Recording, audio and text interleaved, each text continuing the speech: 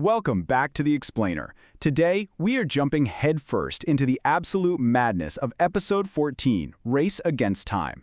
And guys, this isn't just a basic recap of the events. We're going to really get into the weeds on how the creators use pacing, terrifying environmental hazards, and impossible choices to build an absolute masterclass in narrative tension. We're looking at a pivotal sequence that pushes every single character to their absolute breaking point, and we'll break down the exact storytelling mechanics that make it so unforgettable. Let's get right into it. We kick things off with a cold open that pulls zero punches. Quote, "The underground city erupts into absolute chaos." We aren't being eased into this with some slow, atmospheric buildup.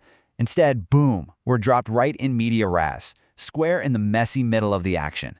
The environment is literally collapsing around our characters, creating the ultimate ticking clock scenario right out of the gate. Starting a sequence this way is such a smart storytelling move because it totally bypasses any sluggish exposition and forces our adrenaline levels to spike instantly. You feel that exact same claustrophobic dread they do from second one. Section 1. Chaos in the Underground. Look at how the source material paints this claustrophobic nightmare for us by cleverly layering sensory threats. You've got the sheer, auditory panic of screaming alarms paired directly with the terrifying physical threat of the walls literally cracking wide open around them. And why are those walls giving way? Because of the immense, crushing pressure from the massive ice glacier outside. By stacking these details, the narrative makes it super clear that this isn't just a faulty building falling apart. It's the massive, unforgiving weight of nature actively closing in from all sides. The environment itself becomes this ruthless, undeniable antagonist. Section 2. Ethan's Desperate Rescue. Now, a disaster sequence is really only as compelling as the people trapped inside it, right? And here we see a brilliant contrast in survival tactics. You've got these heavily armed mercenaries who completely chicken out, fleeing for the exit pods and totally abandoning the scientists they were supposed to protect. But Ethan, he goes a completely different route. Without any heavy weaponry, he essentially MacGyvers his way through a tough electronic lock using nothing but a notebook. A notebook! It's a hilarious touch of irony, but it's also a fantastic character moment, proving that quick thinking absolutely trumps firepower when the chips are down.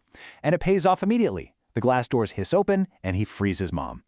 But of course, the tension doesn't just vanish because a door is open. His mother hits him with this desperate, gut-wrenching plea, "Ethan, leave me, save yourself." Man, this single line of dialogue injects the scene with so much emotional weight. It leans heavily into that classic hero sacrifice trope, raising the stakes way beyond mere physical danger. She's looking at the cracking ice, she knows the brutal math of their situation, and she is fully willing to lay down her life so her son can live. It completely shifts the conflict from a simple man versus nature setup into a deeply agonizing emotional dilemma. And Ethan's response, he delivers this powerful declaration through gritted teeth. "I lost you once, I'm not losing you again." This right here is the true emotional core of the sequence. Remember, an explosive action scene can feel pretty hollow if it lacks real character motivation. But this scene is anchored deeply in Ethan's past trauma, proving exactly why this rescue is non-negotiable for him.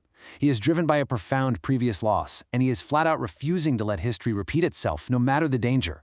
It grounds all this high-stakes action in a deeply human, deeply relatable motivation. Then, just as Ethan frees his mom and makes that emotional vow, Marcus regains consciousness and shakes off the dust. This is such a clever narrative pivot by the writers. They let us enjoy a microscopic fraction of a second of relief. Ethan has his mom, their seasoned ally is finally awake, only to yank the rug right out from under us. This moment perfectly sets the stage for a devastating realization, because while the group is finally together, the entire board changed while Marcus was knocked out. Section 3. The Magma Shaft Escape. Talk about a problem-solution reversal. Marcus points out that their primary plan is entirely dead. The hangar is collapsing, and the stealth shuttle they meant to use is completely ruined. There is absolutely no way out through the expected route. This dead end forces Ethan into a terrifying pivot, gambling on a highly dangerous backup plan. They now have to route through the magma ventilation shafts and rely entirely on unproven prototype thermal pods.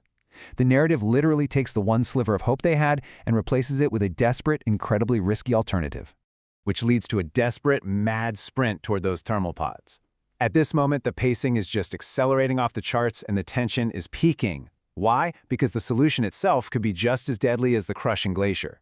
They are running away from freezing ice straight toward extreme magma heat using experimental prototypes that haven't even been properly tested yet. Talk about jumping out of the freezing frying pan and into the literal fire. It's a beautifully chaotic escalation that keeps you guessing whether this insane escape route will actually save them or just finish the job faster. Section 4. The Icy Cliffhanger. The story, however, isn't going to let them off the hook that easily. Just when they think they have a viable, if incredibly dangerous way out, the crumbling underground city strikes a final blow. Right in the middle of their desperate sprint toward the pods, the ceiling above them abruptly collapses. Here, the environment completely reasserts itself as the ultimate enemy. It reminds us that in survival stories, the setting isn't just some passive backdrop. It is a dynamic, unpredictable force that is actively and violently resisting their escape. A massive wall of solid ice crashes down, completely separating Ethan from his mother and Marcus. This highlights one of the most tragic, heart-wrenching juxtapositions in the entire story. Think about it. The crushing ice cuts him off from his family literally moments after he swore with gritted teeth that he wouldn't lose his mom again. The narrative irony here is as brutal as the ice itself. The writers perfectly set up an emotional promise only to physically shatter it, maxing out the emotional toll of this disaster. Which brings us to a truly devastating final question. Trapped behind solid ice, completely separated from his family and his only escape route, how on earth will Ethan survive? They abruptly flip the board one last time, leaving us on an absolute masterclass of a cliffhanger. It practically demands that you find out what happens next by leaving the stakes higher than ever before. Thanks so much for joining me on this explainer, and we will definitely see you next time to figure out how they get out of this one.